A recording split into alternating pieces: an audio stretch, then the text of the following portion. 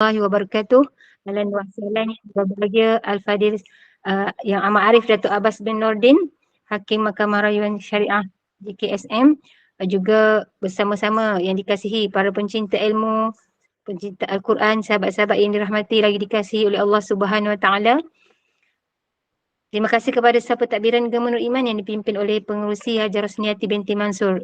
Jadi bagi memohon keberkatan kuliah kita pada malam ini, marilah sama-sama kita membacakan umul kitab yang akan dipimpin oleh Al-Fadil Ustaz untuk kita hadiahkan kepada baginda Rasulullah sallallahu alaihi wasallam, keluarga baginda, para sahabat, para suriaqin, para syuhada, alim ulama, guru-guru kita, ahli keluarga kita serta muslimin dan muslimat sama ada yang masih hidup ataupun yang telah kembali ke rahmatullah. Isril Fatihah. Datuk tak buka mic. Bismillahirrahmanirrahim. Alhamdulillahi rabbil alamin. Ar-Rahmanir Rahim. Maliki yaumiddin. Iyyaka na'budu wa iyyaka nasta'in. Ihdinas siratal mustaqim. Siratal ladzina an'amta 'alaihim ghairil maghdubi 'alaihim waladdallin. Amin. Amin, amin, amin ya rabbal alamin. Moga dengan istiqamahnya kita duduk dalam halaqah ilmu ini, Allah kurniakan kerahmatan, Allah kurniakan keberkatan, Allah kurniakan kefahaman. Tanpa membuang masa lagi, saya dengan penuh ta'zim menyerahkan kepada Al-Fadil Ustaz. Tafadhal mashkura. Bismillahirrahmanirrahim. Assalamualaikum warahmatullahi wabarakatuh. Alhamdulillahi rabbil alamin. Wassalatu wassalamu ala ashrafil anbiya'i wal mursalin wa ala alihi wa sahbihi ajma'in. Subhanaka la ilma lana illa ma 'allamtana innaka antal alimul hakim. ولا حول ولا قوة إلا بالله العلي العظيم. ولا حول ولا قوة إلا بالله العلي العظيم. ولا حول ولا قوة إلا بالله العلي العظيم. اللهم رب اشرح لي صدري ويسر لي أمري واحلل عقدة من لساني يفقه قولي. رب يسر ولا تعسر يا كريم. رب يسر ولا تعسر يا كريم. رب يسر ولا تعسر يا كريم. اللهم صل على سيدنا محمد وعلى آله وصحبه أجمعين. اللهم صل على سيدنا محمد وعلى آله وصحبه أجمعين. اللهم صل على سيدنا محمد وعلى آله وصحبه أجمعين. Terima kasih kepada pengacara majlis kita pada malam ini yang saya hormati Puan Nusniati binti Mansur bersama kepimpinan Agama Nur Iman, hadirin hadirat yang dikasihi dan dirahmati Allah Subhanahu wa taala. Alhamdulillah, syukur kepada Allah Subhanahu wa taala diberi kesempatan kepada kita untuk meneruskan program kita pada malam ini. Mudah-mudahan Allah Subhanahu wa taala memberkati, merahmati kita, mengampunkan dosa-dosa kita, membukakan pintu kepahamannya kepada kita insya-Allah untuk kita terus istiqamah beramal, berpegang teguh dan beramal dengan i'tiqad Ahlus Sunnah wal Jamaah, i'tiqad yang kita yakin inilah jalan yang telah dipandu oleh Rasulullah, para sahabat dan juga para tabi'in dan para ulama Ahlus Sunnah wal Jamaah daripada dahulu sampailah sekarang Jadi hadirin hadirat yang dikasihi dan dirahmati Allah Subhanahu wa taala. Pada minggu lepas dibangkitkan persoalan berkaitan dengan qada dan qadar, iaitu khususnya berkaitan dengan qadar mubram dan juga qadar muallaq. Takdir mubram ataupun takdir muallaq, yang telah utarakan pada minggu lepas Sejujurnya hadirin hadirat sekalian, saya sebenarnya tak sempat nak buat pembacaan lanjut Mungkin pada malam ini saya kongsikan sedikitlah setakat kefahaman yang saya ada untuk menjawab dahulu persoalan tersebut, dan insya-Allah mungkin ada kesempatan yang lain dan juga dengan rujukan-rujukan yang lebih mendalam, insya-Allah nanti ada peluang dan ruang, insya-Allah saya akan kongsikan lagi ya. Jadi kaitan dengan qada dan qadar, ya. Qada dan qadar ataupun takdir ya. Takdir ataupun ketentuan ataupun qadar yang telah ditetapkan oleh Allah Subhanahu wa taala yang kita panggil hari ini takdir. Ada yang memanggil takdir mubram dan juga yang membuat pembahagian lah, ya. Takdir mubram dan juga takdir muallaq. Apa maksud mubram yang tetap lah, ya, yang tak berubah. Muallaq itu maknanya tergantung, ya. Tergantung kerana apa? Kalau ikut dalam hadis Nabi sallallahu alaihi wasallam, ia bergantung kepada mungkin, doa, mungkin dengan kesungguhan hamba tersebut. Nanti saya akan terangkan sedikit, apa perbezaan, ya. Jadi hadirin hadirat yang dikasihi sekalian, firman Allah Subhanahu wa taala, dalam Al-Quran, A'udzubillahi minasyaitonirrajim. Inna kulla syai'in khalaqnahu biqadar. Surah Al-Qamar ayat 49. Sesungguhnya kami menciptakan tiap-tiap sesuatu menurut takdir yang telah ditentukan. Ya. Ada ketetapan. Bila mana Allah Subhanahu wa taala mencipta Lauh Mahfuz. Mencipta Lauh Mahfuz dan mencipta qalam, untuk menulis di Lauh Mahfuz. Allah Taala perintahkan qalam, yang dalam istilah bahasa kita ni pen lah, untuk menulis. Untuk menulis termasuklah perkara-perkara yang seluruh perkara yang berlaku daripada mula kejadian alam ini sampailah hari kiamat dan seterusnya. Qalam pun telah menulis, ini yang disebut sejak azali tadi ni, ditulis semua ketetapan ketentuan Allah Subhanahu wa taala ni telah ditentukan oleh Allah Subhanahu wa taala, ya. Sebab itu bila kita rujuk takdir ni sejak bila? Sejak di Lauh Mahfuz lagi, sejak ditulis oleh qalam. Allah Taala perintahkan qalam menulis di Lauh Mahfuz lagi. Jadi takdir ataupun ketentuan yang ditulis itu para ulama, ada membahagikan, dalam perbahasan, walaupun secara tidak nyata membahagikan kepada dua bahagian. Yang pertama dipanggil takdir mubram ataupun qadar mubram, ketentuan yang muktamad, maksudnya yang tidak akan berubah sampai bila-bila, yang telah tertulis di Lauh Mahfuz. Jadi mengikut pandangan ulama, qadar ataupun takdir mubram ini telah muktamad. Jadi tidak akan ada berlaku apa-apa penambahan ataupun pengurangan. Sebagai contoh, ditakdirkan si fulan akan hidup selama 70 tahun, 5 bulan, 12 hari lah contohnya kan. Contoh, maka itulah takdir ataupun ketentuan yang telah ditentukan ke atas si fulan itu. Tak ada penambahan, tak ada pengurangan, tak ada penambahan dan juga tak ada pengurangan. Itu yang dimaksudkan dengan contoh lah, contoh takdir mubram. Ataupun seseorang itu ditakdirkan berkahwin dengan seorang isteri dan mempunyai 5 orang anak contohnya. Itulah yang telah ditakdirkan. Ataupun seseorang itu ditakdirkan tidak berkahwin sampailah dia meninggal dunia.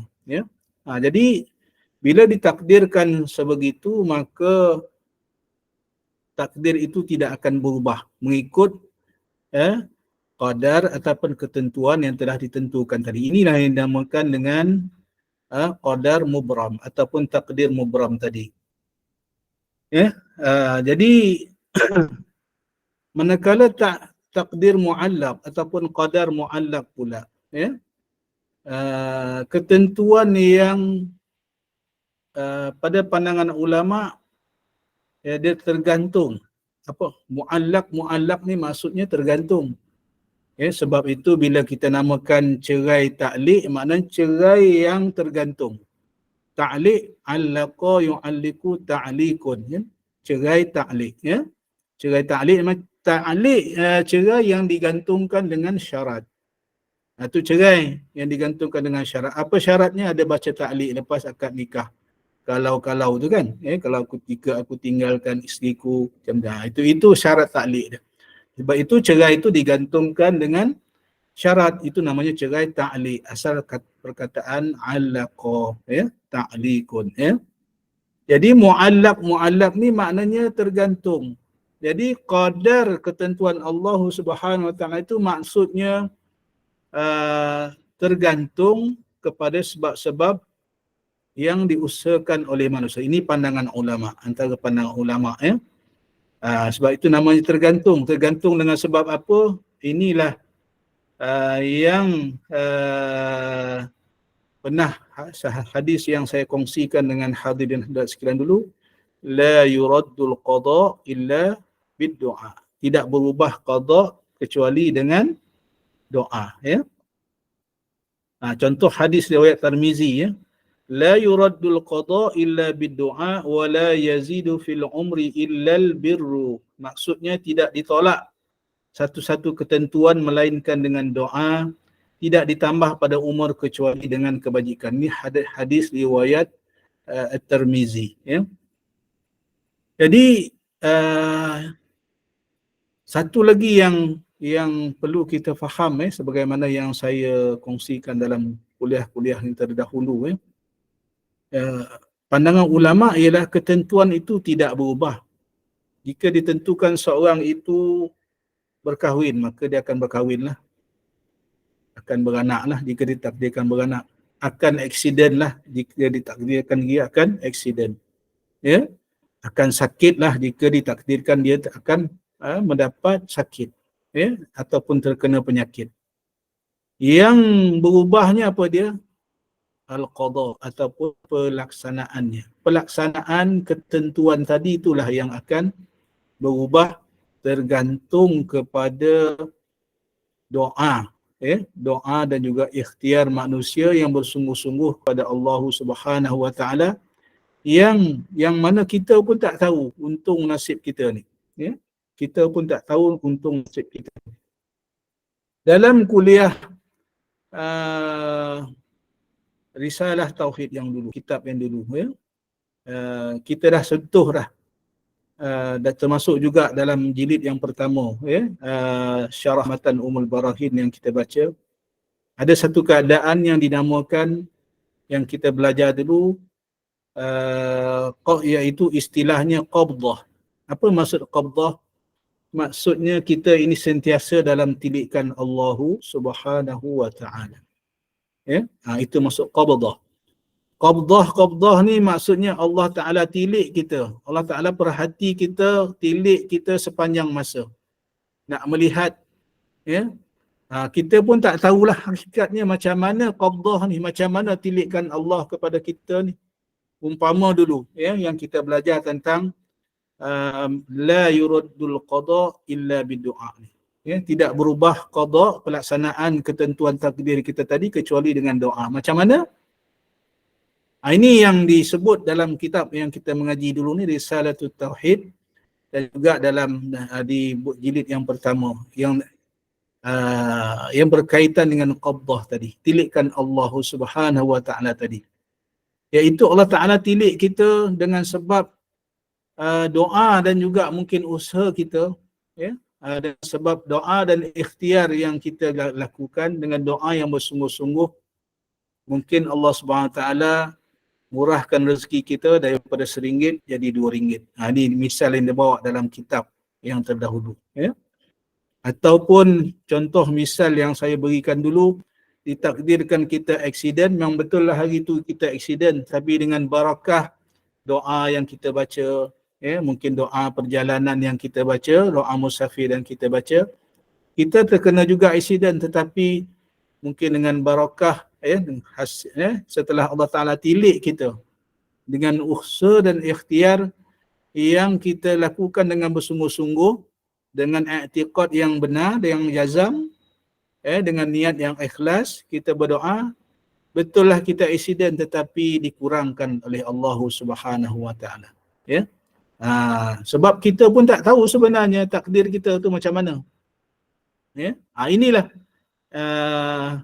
yang dipanggil tadi tu qadar muallaq tadi. Takdir muallaq, ya. Pelaksanaannya berubah bergantung kepada doa, ya. Doa dan juga ikhtiar yang kita lakukan. Sebab itu Allah Subhanahu wa taala dalam perkara yang lain pula, dalam aspek yang lain, menyuruh kita, ajaran Islam menyuruh kita berusaha dan juga berikhtiar. Tak boleh duduk saja menyerahkan bulat-bulat kepada Allah Subhanahu wa taala. Bila kita serah bulat-bulat kepada Allah Subhanahu wa taala, maka ketika itu i'tiqad kita bukan lagi i'tiqad Ahlus Sunnah wal Jamaah. Ya. Waktu itu telah bertukar menjadi i'tiqad apa tu? Jabariyah. Ya. Tu hati-hati tu. Hati-hati dengan perkataan ni dah ditakdirkan. Serah je lah pada Allah SWT. Tak ada usaha langsung, tak ada ikhtiar langsung. Ini i'tiqad Jabariyah, ya. Jabariyah. Manakala di sebalik itu pula, kalau kita merasa semua itu adalah ikhtiar kita, hasil usaha kita, kita dapat pangkat yang tinggi sebab hasil usaha kita dapat duit yang banyak sebab kita bekerja keras siang malam, kita yakin itu hanya sebab usaha kita, itu dah berubah pula i'tiqad kita menjadi i'tiqad qadariyah. Ya, seolah-olah kita semua langsung tinggal Allah Subhanahu wa taala. Kita i'tiqad Ahlussunnah wal Jamaah ni duduk tengah-tengah. Ya, bukan Jabariyah, bukan Qadariyah. Ya, boleh faham ya? Boleh nampak tak rasanya tu. Jadi, itu fungsi dia. Ya, fungsi doa dan juga ikhtiar tadi. Ya, fungsi doa dan ikhtiar tadi sebab kita pun tak tahu apa yang Allah Ta'ala telah takdirkan kepada kita. Kita pun tak tahu apa yang telah tertulis di Lauh Mahfuz, ya, untuk kita, yang sekejap lagi pun kita tak tahu apa akan berlaku, ya. Besok pun kita tak tahu apa yang akan berlaku, ya. Kita tak tahu, ya. Yang diminta kepada kita ialah mematuhi, ya. Patuh kepada perintah Allah, tinggalkan larangannya, berdoa, berikhtiar, kemudian barulah kita berserah kepada Allah Subhanahu wa taala. Dalam saya ada rujuk juga sedikit ni dalam persoalan yang dikemukakan kepada mufti wilayah, ya, berkaitan dengan contoh ni, ya. Contoh-contoh ayat Quran yang tadi yang saya bacakan tadi dan juga hadis, ya. Hadis yang saya bacakan tadi. Dan ada satu lagi hadis Nabi sallallahu alaihi wasallam, man sarrahu ay yubsata lahu fi rizqihi wa ay yunsa'a lahu fi atharihi falyasil rahibah. Maksudnya barang siapa yang suka untuk dimurahkan rezekinya dan dipanjangkan umurnya, maka hubungkanlah silaturahim. Jadi dalam isu ni bagaimana kita nak mengaplikasi ayat Quran tadi ni, yang setiap perkara Allah Ta'ala telah tentukan, telah wujudkan ketentuannya, ya, telah tetapkan sesuatu itu akan berlaku atau tidak. Kemudian hadis la yuraddul qada illa bidu'a, tidak berubah qada kecuali dengan doa. Dan juga hadis yang baru saya bacakan tadi, tentang rezeki, ya, tentang umur, macam mana tadi, yang ada sama ada ditambah ataupun tidak, ya. Jadi bagi memahami, memudahkan kita faham, kita dalam apa ni diberi dua contoh. Contoh yang pertama, seorang lelaki ditakdirkan umurnya oleh Allah Subhanahu wa taala dengan dua takdir. Ya, seorang lelaki ditakdirkan umurnya oleh Allah Subhanahu wa taala dengan dua takdir, iaitu meninggal pada usia 90 tahun dan pada usia 100 tahun. Takdir mubram, takdir yang tak berubah tadi adalah 90 tahun. Dan takdir mu'allaq adalah umur 100 tahun. Nah, lelaki ini pada asalnya ditetapkan hidup sehingga umur 90 tahun. Maka sebagaimana pemahaman pada surah Al-A'raf yang di atas yang saya baca tadi, beliau akan meninggal dunia pada umur 90 tahun. Namun kerana kebaikan yang dilakukannya, sebagaimana yang terdapat dalam hadis riwayat Tirmizi yang saya baca tadi, la yuradul qada illa bidu'a tadi, dan hadis riwayat Bukhari yang kemudian saya baca tadi, kemudian umurnya ditambah, diganda menjadi 100 tahun. Ini pandangan ulama lah bagaimana kita nak berinteraksi. Maknanya ada kemungkinan bahawa ada dua takdir ditulis untuk kita. Takdir seorang hamba Allah ni mati pada umur 90 tahun dan juga takdir takdir mubram dia, takdir mu'allaq dia meninggal pada umur 100 tahun. Ini yang mu'allaq tadi ni asalnya 90 tahun. Tetapi dengan barakah amal kebaikan dia, doa dia dan sebagainya, Allah Ta'ala panjangkan umur dia. Ya, ini boleh jadi begitu. Ya. Kemudian yang kedua, seorang lelaki ditakdirkan Allah Subhanahu Wa Ta'ala untuk hidup sehingga 90 tahun. Namun begitu, oleh kerana amal kebaikan yang dilakukannya sepanjang umurnya penuh dengan keberkatan seperti kehidupan yang tenang, rezeki yang luas dan kesihatan tubuh badan. Ini pandangan ulama yang kedua. Yang bertambah itu bukan umur, tetapi keberkatan. Apa maksud keberkatan? Ziyadatul khair. Bertambah kebaikan. Ini ya yang dimaksudkan bertambahan tadi tu. Ya, dia tetap 90 tahun juga matinya. Tetapi kehidupan itu bertambah keberkatannya, ketenangannya, ya, rezekinya berkat, hidupnya tenang, keluarganya bahagia. Ini yang ditambah oleh Allah Subhanahu Wa Ta'ala. Ini ya, atas sebab taatnya kepada Allah, ya, doanya, amalannya, kebaikannya, kebajikannya pada jalan Allah Subhanahu Wa Ta'ala. Ini yang dibahas oleh para ulama, ya. Jadi para ulama berbeza sama ada qada mu'allaq itu berlaku dengan pertambahan umur manusia atau pertambahan berkat. Ini yang saya dah sebut tadi, ya. Jadi dalam hal ini Ibn Hajar Al-Asqalani dalam Fathul Bari, Ibn Hajar Al-Asqalani, dia ada dua orang Ibn Hajar ni dalam apa ni, ulama hebat dalam i'tiqad Ahlussunnah wal Jamaah. Ibn Hajar Al-Asqalani yang mengarang kitab Fathul Bari, ya. Fathul Bari ni kitab hadis lah. Imam ni maknanya Imam Ibn Hajar Al-Asqalani pakar dalam bidang hadis, ya. Dan seorang lagi Al-Imam Ibn Hajar Al-Haytami yang lebih pakar dalam bidang tauhid, ya. Jadi Imam Ibn Hajar Al-Asqalani, ya, membawakan surah A'raf tadi, ayat 34 dan beberapa hadis yang saya bacakan tadi, beliau menjelaskan, ya, dua-dua orang imam ni hebat, ya. Pertambahan itu bermaksud keberkatan. Tetap 90 tahun meninggal tetapi bertambah keberkatan, ya.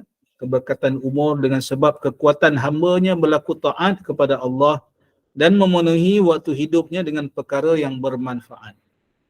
Yang kedua, kata Imam Ibn Hajar, pertambahan itu adalah benar-benar berlaku secara angka. 90 jadi 100 tahun tadi. Ya? Ini yang dibahas oleh para ulama. Maknanya boleh jadi dua-dua. Ya? Sama ada bertambah keberkatan ataupun memang Allah Subhanahu Wa Ta'ala panjangkan umurnya. Ya? Daripada 90 tahun jadi 100 tahun, ya. Wallahu a'lam, ya. Jadi hadirin sekalian, saya ingat itu sedikit pencerahan yang boleh saya kongsikan pada malam ini, ya. Mungkin insya-Allah nanti saya buat pembacaan lanjut dan rujukan lanjut, ya, kepada tuan-tuan guru yang lebih pakar dalam bidang ini Jika ada maklumat tambahan nanti insya-Allah saya akan kongsikan. Apa yang mustahak hadirin sekalian, bila kita faham bab qada dan qadar ini, kita faham ada ketentuan dan juga pelaksanaan ketentuan bagi kita yang mustahak kita bersedia. Bila kita bersedia, kita ingat, kita mengaji, kita faham, kita beramal bahawa kita pun sebenarnya tidak tahu apa takdir yang telah ditentukan kepada diri kita sendiri, sama ada untung baik ataupun untung jahat. Dalam hadis matan al-arba'in, ada dimuatkan di sana, bagaimana kedudukan seorang hamba yang telah berpuluh tahun taat, tetapi di akhir-akhir ayatnya, oleh kerana dituliskan di Lauh Mahfuz, dia menjadi orang yang asi, menjadi orang ahli maksiat pula di hujung-hujung umurnya, tiba-tiba berubah, disebabkan takdir itu, maka dia berubah menjadi ahli maksiat di hujungnya yang derhaka kepada Allah SWT dan dimatikan dalam keadaan derhaka, wal'iyazubillah, dimasukkan ke dalam neraka, wal'iyazubillah. Kita tak nak macam tu. Dan di dalam hadis yang sama juga, telah menerangkan bagaimana seorang lagi hamba Allah yang telah berbuat maksiat sekian lama, tetapi Allah Ta'ala takdirkan kebaikan padanya, mungkin ada amal kebaikannya, kemudian di hujung usianya dia menjadi orang yang taat dan dimatikan dalam keadaan yang taat, dan akhirnya Allah masukkan dia ke dalam syurga. Ini kita tak tahu, hadirin hadirat sekalian, untung nasib kita. Yang mustahak hadirin hadirat sekalian, alhamdulillah, mungkin pada saat ini, pada ketika ini, Allah Ta'ala beri kita taufik dan hidayahnya, untuk kita sama-sama belajar, sama-sama mengulang kaji, sama-sama nak membetulkan diri, nak meluruskan hati, nak beriktikad dengan iktikad yang sebenarnya, nak mengenal Allah Subhanahu wa Ta'ala, nak mengabdikan diri pada Allah Subhanahu wa Ta'ala. Itu yang mustahak kita faham hari ini. Mungkin kepahaman kita tak sampai kepada yang dituntut yang sebenarnya, tak apa hadirin hadirat sekalian. Yang mustahak kita istiqamah dalam belajar. Bila kita istiqamah dalam belajar, kita tak faham ke, apa-apa kekurangan ke, insya-Allah akan dimaafkan. Dimaafkan oleh Allah Subhanahu wa Ta'ala. Sabit apa? Sebab kita masih dalam belajar. Mudah-mudahan kita belajar ni sampai akhir hayat kita, insya-Allah. Jadi hadirin hadirat sekalian, saya ingat cukup setakat itu untuk menjawab persoalan yang ditimbulkan dalam kuliah yang lepas. InsyaAllah kita balik semula pada kitab kita, muka surat 33. InsyaAllah mudah-mudahan kita dapat ambil faham. InsyaAllah mudah-mudahan dapat kita beramal. Bismillahirrahmanirrahim. Qala al-musannif rahimahullahu ta'ala wa nafa'ana bihi wa bi'ulumihi fid darain amin. Berkata pengarang kitab, matan yang di atas, muka surat 33, jilid yang kedua. Wa kadza yastahilu alaihi ta'ala al-ajzu an mumkinin ma. Begitu juga mustahil atas Allah Azza wa Jalla itu lemah pada mana perkara yang mungkin. Apa maksudnya ni?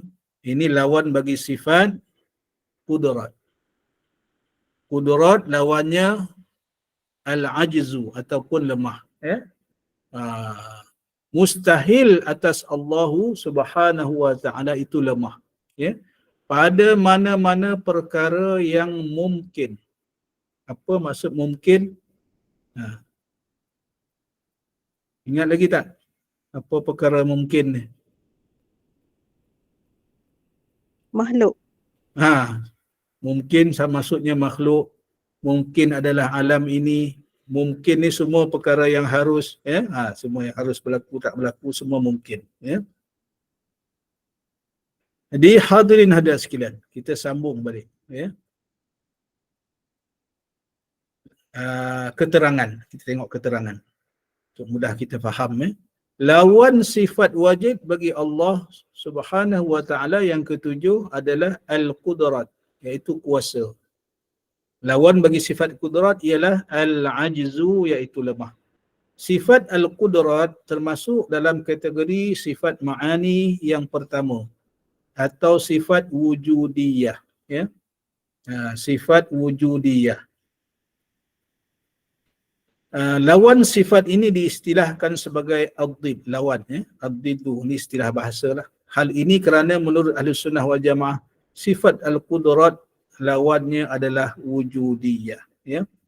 Yang mustahak kita faham maknanya lawan bagi sifat qudrat adalah lemah, ya.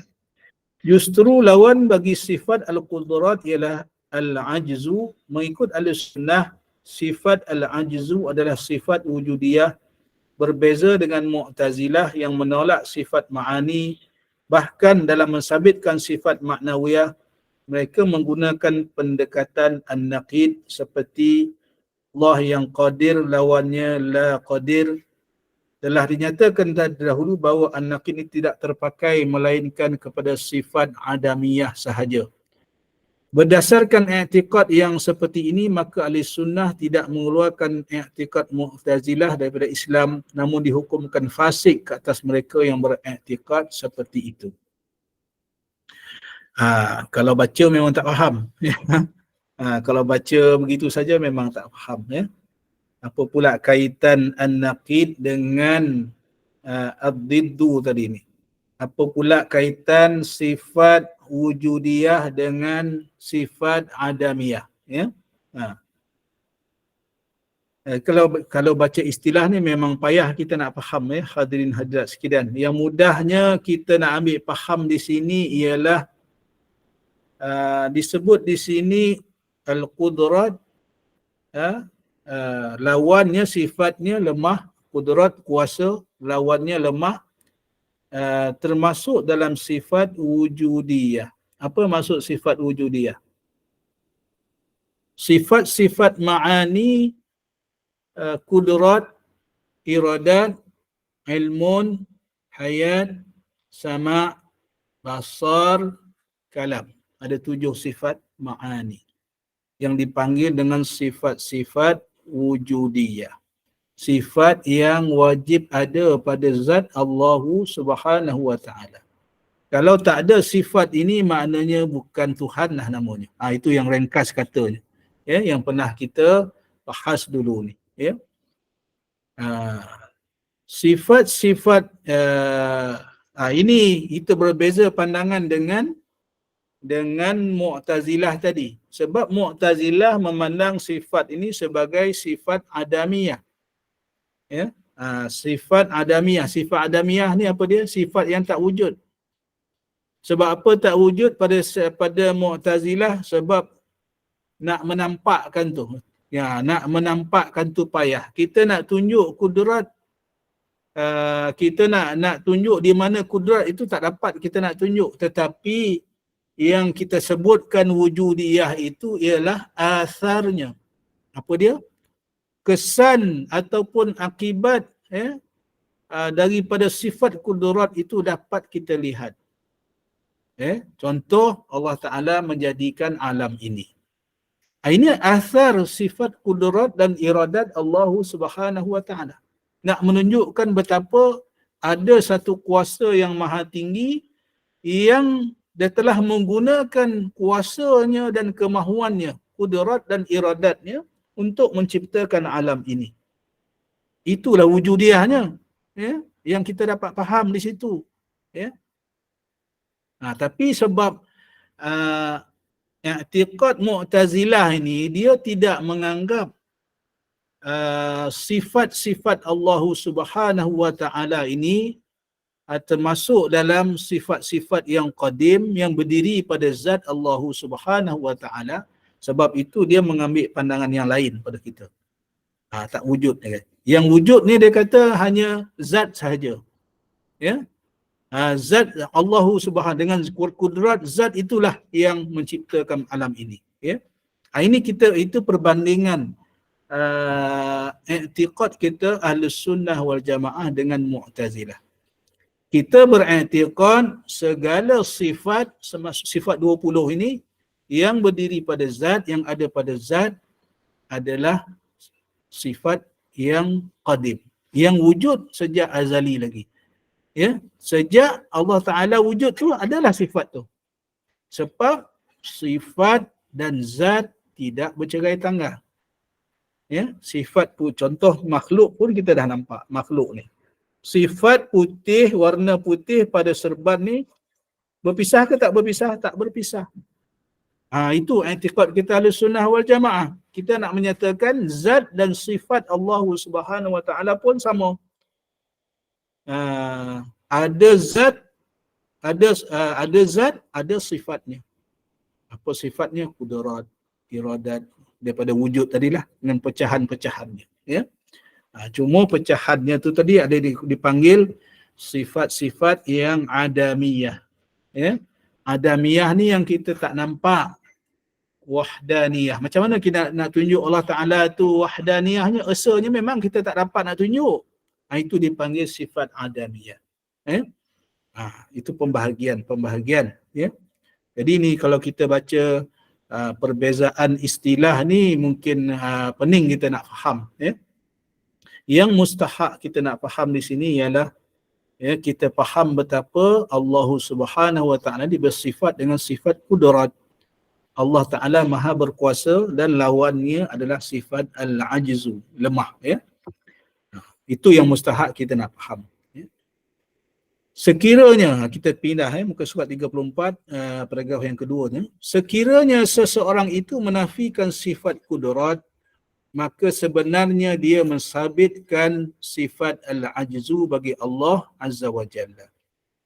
Kalau kita menafikan kudrat Allah Subhanahu Wa Taala, betapa kuasanya Allah Subhanahu Wa Taala, ya, maka secara tak langsung orang itu mensabitkan Allah Taala itu lemah, mustahil. Ya.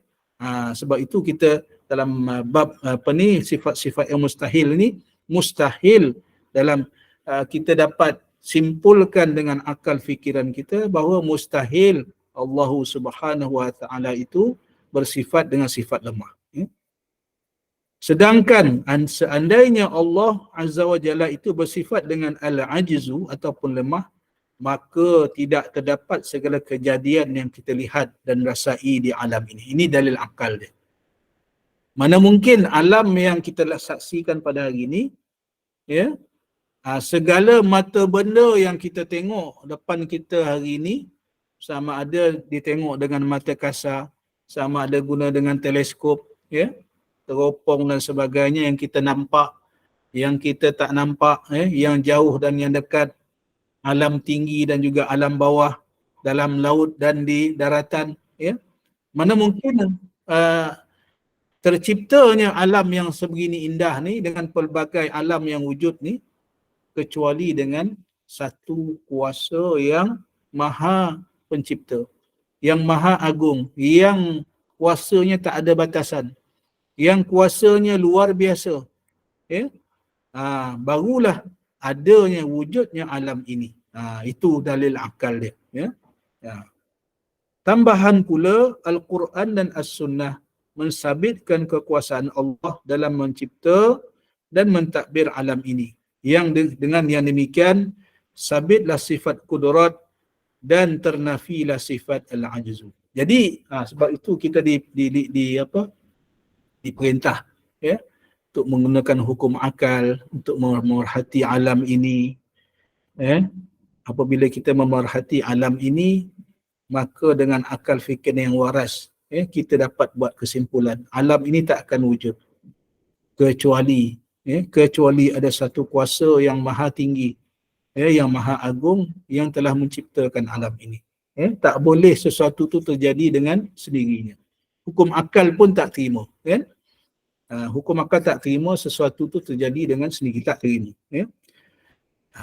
Jadi apabila dia dengan panduan ataupun hukum akal ataupun dengan akal fikiran yang waras itu, kita dapat buat kesimpulan, ditambah pula dengan dalil Al-Quran dan juga al-sunnah, al-hadis Nabi sallallahu alaihi wasallam mengukuhkan lagi betapa Allah Subhanahu wa taala lah yang bersifat dengan sifat kudrat. Maka ternafilah sifat mustahil bagi Allah, iaitu sifat al-ajz.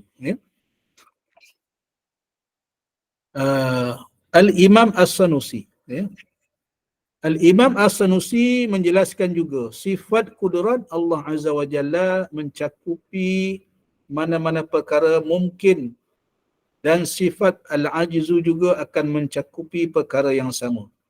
Al-Imam Muhammad Al-Hudhudi menjelaskan ke surat 35, wa ma fi qawlihi mumkinin lid-dalalati 'ala al-'umum ay 'ala kulli mumkinin ayya kana dhalika al-mumkin sawa'un kana min af'alil 'abid allati tuqarinuha al-qudratul hadithah aw min al-musabbibatil 'adiyah am la. Maksudnya, dan mana-mana perkara mungkin yang disebutkan dalam matan As-Sanusi, dalam kitab asal, adalah untuk menunjukkan keumuman, iaitu umum ke atas setiap perkara yang mungkin, walau bagaimanapun keadaan mungkin tersebut, sama ada ianya daripada perbuatan hambanya yang disertai dengan kudrat yang baharu, atau sebab-sebab semula jadi, atau sebaliknya. Jadi Imam Hudhudi nak menjelaskan di sini bila membahaskan kitab Imam As-Sanusi ini, yang asal, matan yang asal, berkaitan dengan sifat kudrat, di mana Imam Sanusi menyatakan sifat kudrat Allah Subhanahu wa taala ni mencakupi segala perkara yang mungkin. Begitu juga lawannya,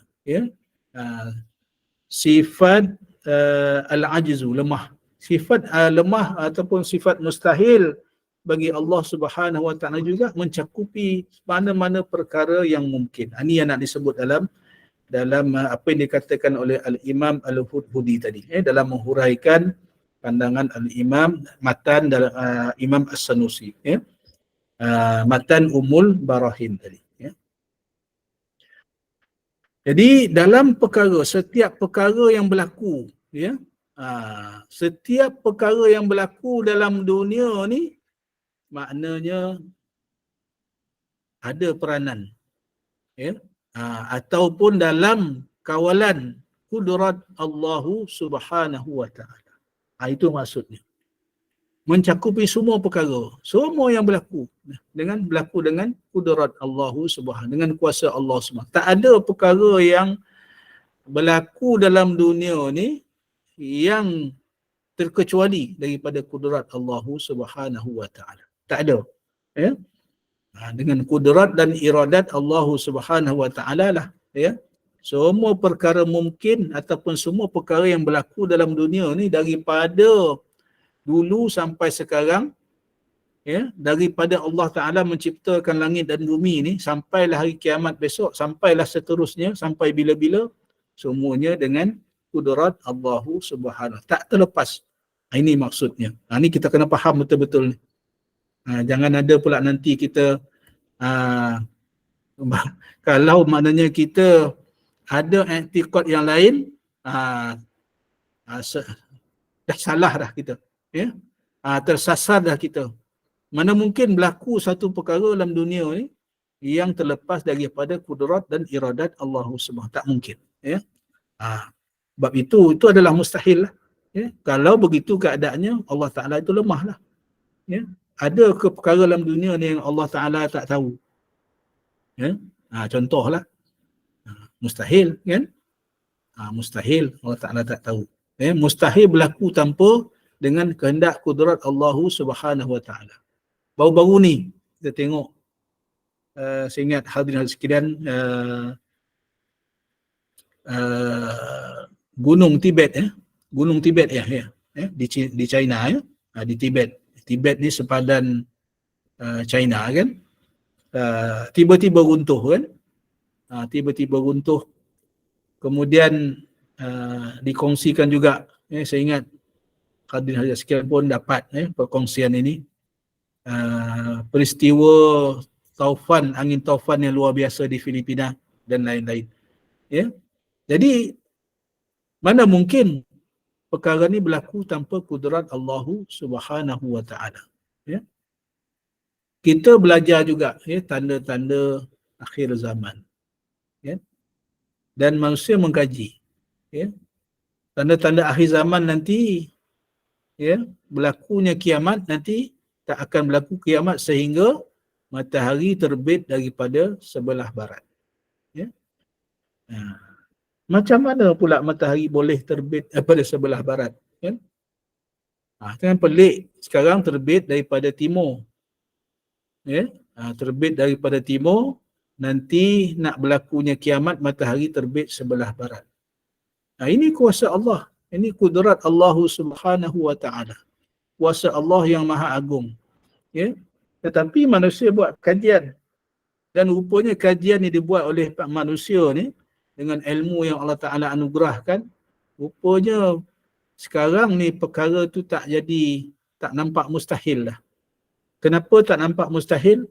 Hadirin sekalian, kajian yang terkini rupanya di dasar bumi. Bumi ini berpusing kan? Bumi ini berpusing pada paksinya yang tersendiri. Dan di dalam perut bumi ini rupanya, dalam perut bumi ini pun dia punya terasnya tu pun berpusing juga. Ini ikut kajian sains lah. Ya. Berpusing, sama-sama berpusing dan bumi ini mengelilingi matahari. Ya. Dan apa yang membimbangkan, yang mengejutkan ahli sains dan teknologi sekarang ini ialah pada masa kini teras bumi ini telah berhenti berpusing. Ya. Telah berhenti berpusing. Yang menyebabkan kitaran bumi ini dah mula berubah. Sebab tu hadirin ada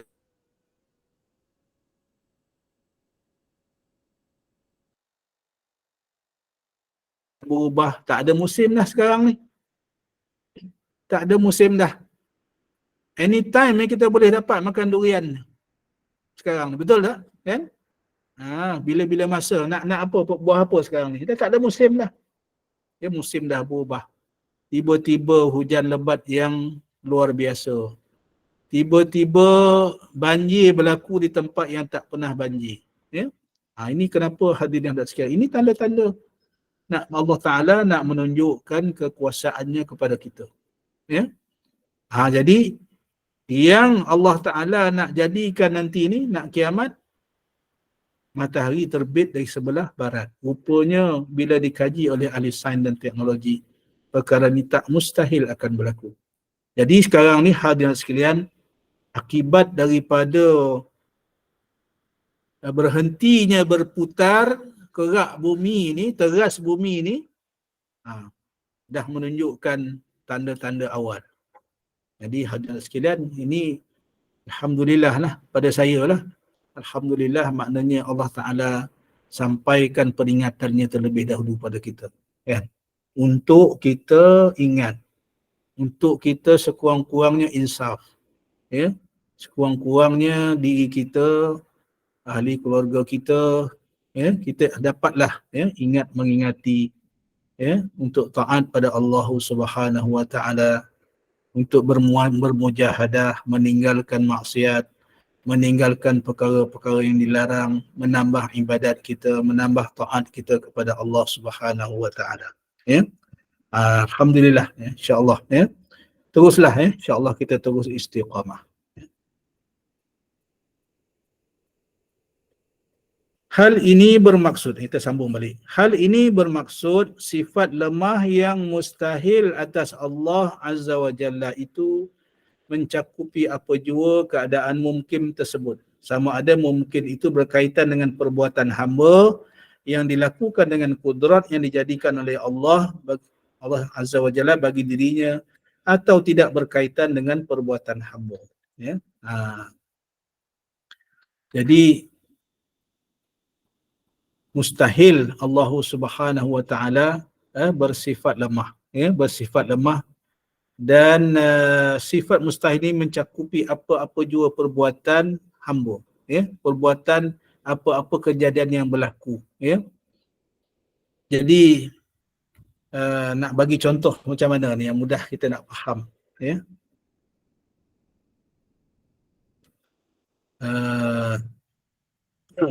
Sama ada yang berkaitan, ya, perbuatan hamba yang dilakukannya dengan kudrat yang dijadikan oleh Allah bagi dirinya, ataupun yang berkaitan dengan perbuatan hamba, ya. Hadirin sekalian, ya. Saya sebutkan tadi semua perkara yang berlaku, ya, perkara yang berlaku dalam dunia ini adalah dengan kudrat dan iradat Allah Subhanahu wa taala. Mustahil sesuatu itu berlaku, satu perkara itu berlaku tanpa izin, tanpa kudrat, tanpa iradat Allah Subhanahu wa taala, ya. Ini yang kita nak pegang betul-betul, ya. Jangan pula nanti kita beriktikad pula, ya. Contoh kita lihat pada hari ini umat Islam di Palestin ditindas.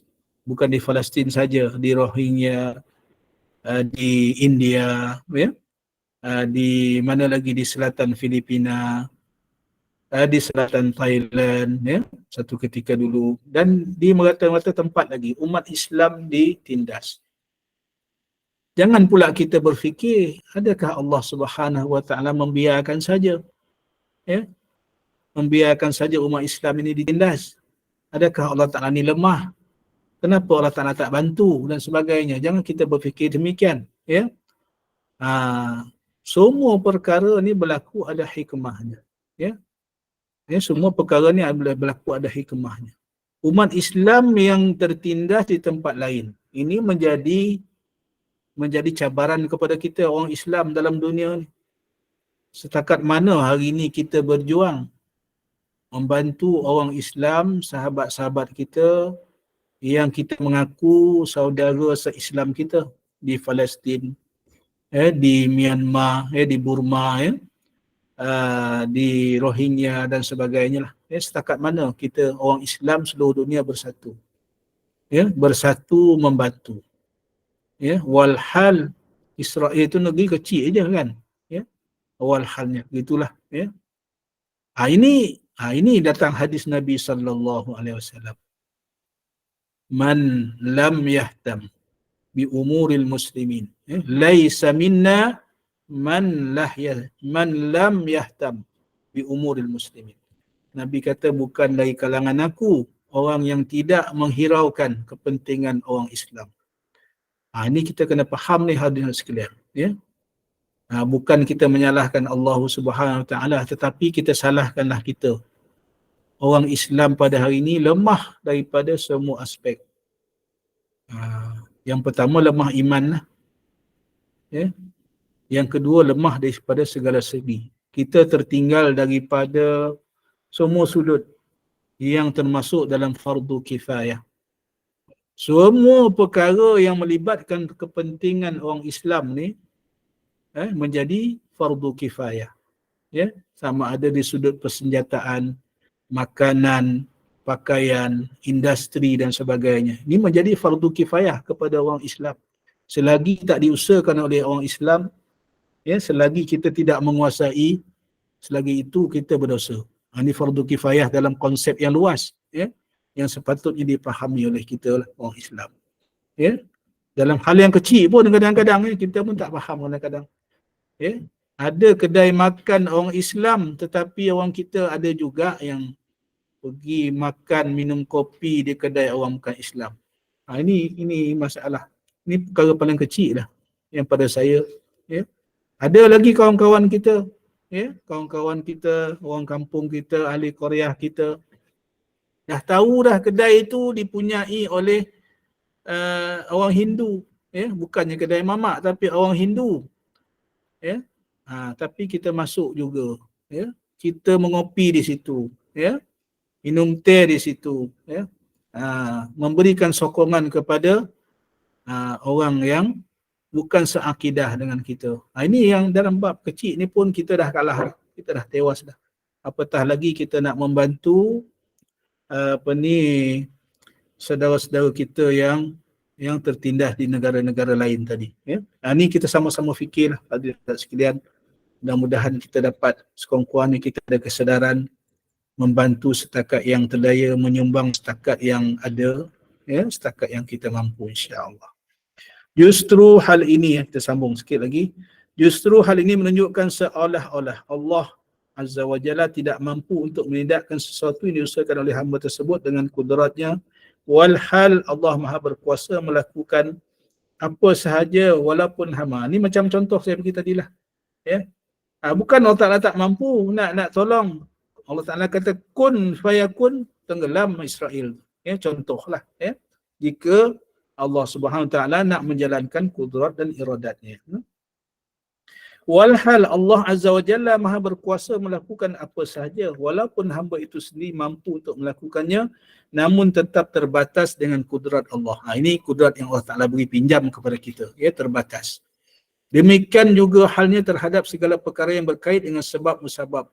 Sekiranya kita menindakkan Allah Azza wa Jalla, pastinya kita akan mensabitkan satu ketetapan terhadap musabab kerana ia berlaku tanpa dinafikan. Hal ini kerana Allah Azza wa Jalla tidak berkuasa untuk menentukan adanya sebab tanpa berlaku musabab. Demikian juga sesuatu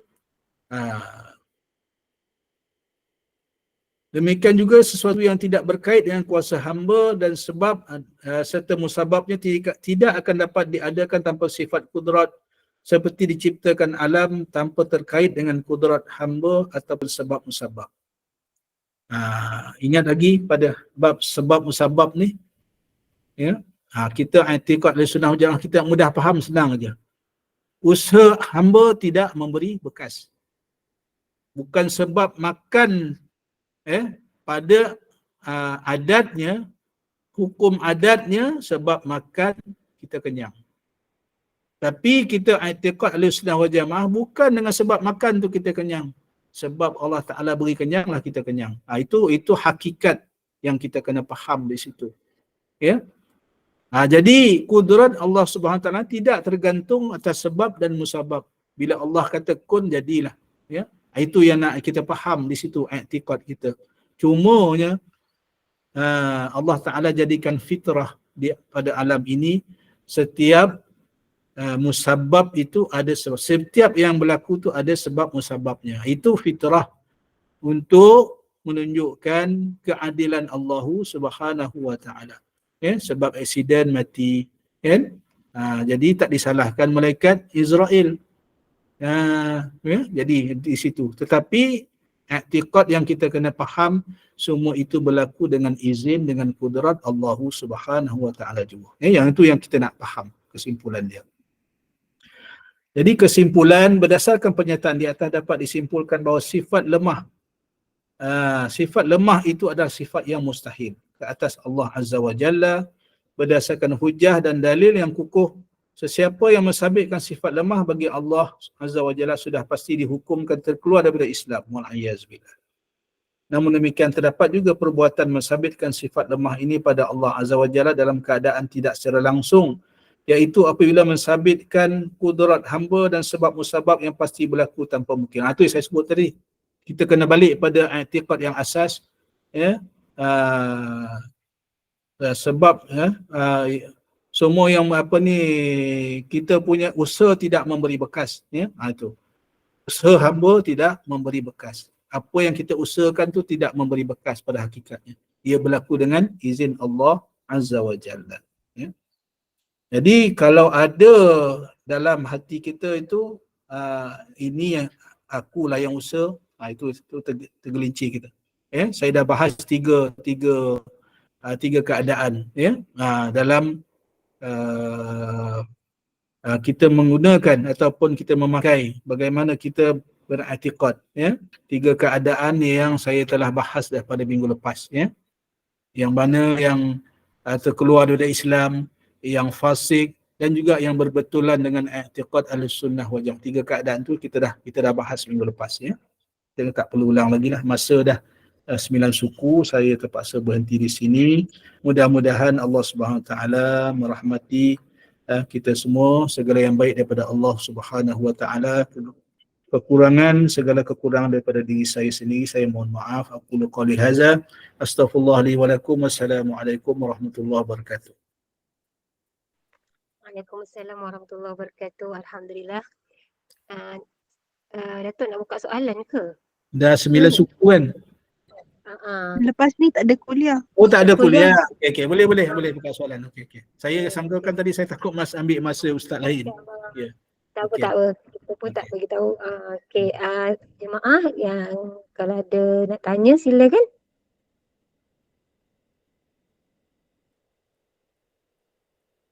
Yang angkat tangan tu. Yang Siapa angkat tu? tangan. Siapa yang angkat tangan? Laini. Silakan. Ke terangkat tangan. Boleh tanya terus ya? Sila. Dalam chat room ada ke? Chat room sekejap. Saya tengok. Pencerahan tadi jelas Irfan, alhamdulillah. Okay. Dalam chat room pun tak ada ya? Okey. Kalau tak ada, kita Ya, tutup insyaAllah lah. kudurat ni rasanya jelas kot, insyaAllah ya, mudah kita faham ya. Kemauan sifat yang lemah tu faham mudah kita, insyaAllah.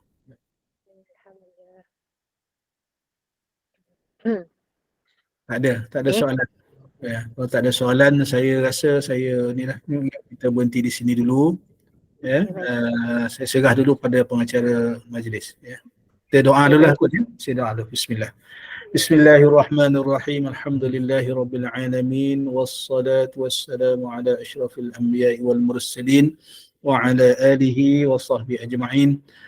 اللهم افتح علينا فتوح العارفين وارزقنا فهم النبيين بجاه خاتم الأنبياء والمرسلين. اللهم فقنا في الدين وعلمنا التأويل واهدنا صراطك المستقيم صراط الذين أنعمت عليهم من النبيين والصديقين والشهداء والصالحين. اللهم ربنا زدنا علما وارزقنا فهما. ربنا زدنا علما وارزقنا فهما. ربنا زدنا علما وارزقنا فهما. ربنا أتنا في الدنيا حسنة وفي الآخرة حسنة وقنا عذاب النار وصلى الله على سيدنا محمد وعلى آله وصحبه وسلم. الحمد لله رب العالمين. Saya surah semula pada Alhamdulillah, amin ya rabbal alamin. Jazakumullah khairan jazaa Datuk di atas pencerahan hari ini, masya-Allah. Mudah-mudahan bertambah kefahaman kita dalam urusan ibadah kita, dalam urusan agama kita, dalam kita mengenal Tuhan kita. Amin ya rabbal alamin. Mudah-mudahan barakah, mudah-mudahan Allah kurniakan kefahaman kepada kita. Jazakumullah khairan jazaa juga kepada tim pengurusan Gema Nur Iman, sahabat-sahabat pencinta ilmu yang mengimarahkan kita dari subuh tadi hingga sekarang. Masya-Allah. Datuk, sedikit bahan kuliah untuk esok ya. Boleh sila. Seperti biasa esok 6.45 pagi. Hari Sabtu, kuliah subuh bersama dengan Al-Fadhil Imam Hassan Al-Fadli bin Abdul Rahman, Imam Masjid Negara, dengan bacaan surah Yasin, doa dan tazkirah. Dan kuliah duha kita bersama dengan Al-Fadhil Imam Muhammad Nazri bin Haji Mustaqim, Imam Masjid Negara juga. Pada pukul 8.30 pagi, tadabbur surah Al-Baqarah. Untuk makluman semua jemaah, kita ada 2 kuliah saja besok, insya-Allah. Terima kasih kepada semua. Saya mewakili Gema Nur Iman memohon maaf sekiranya ada sebarang kekurangan dan kesilapan. Yang baik itu datang daripada Allah, yang tidak baik dan kelemahan itu daripada kami sendiri. Terima kasih kepada semua jemaah yang tidak henti-henti berinfak untuk tabung Gema Nur Iman. Dengan infak kita itu, kuliah-kuliah di Gema Nur Iman dapat diteruskan, dapat dijalankan. Semoga Allah membalasnya dengan kebaikan yang banyak. Amin ya rabbal alamin. Jadi tangguh kuliah kita sebagai menutup majlis. Mohon sekali lagi Fadil Datuk untuk bacakan tasbih kafarah dan surah doa. Saya sudahi dengan wabillahi taufiq wa hidayah. Wassalamualaikum warahmatullahi wabarakatuh. Ma'assalam. Waalaikumsalam warahmatullahi wabarakatuh. Bismillahirrahmanirrahim. Subhanakallahumma wa bihamdika asyhadu an la ilaha illa anta astaghfiruka wa atubu ilaik. Bismillahirrahmanirrahim. Wal 'asri innal insana lafi khusrin illa الذين آمنوا وعملوا الصالحات وتواصوا بالحق وتواصوا بالصبر. Sekian, assalamualaikum warahmatullahi wabarakatuh.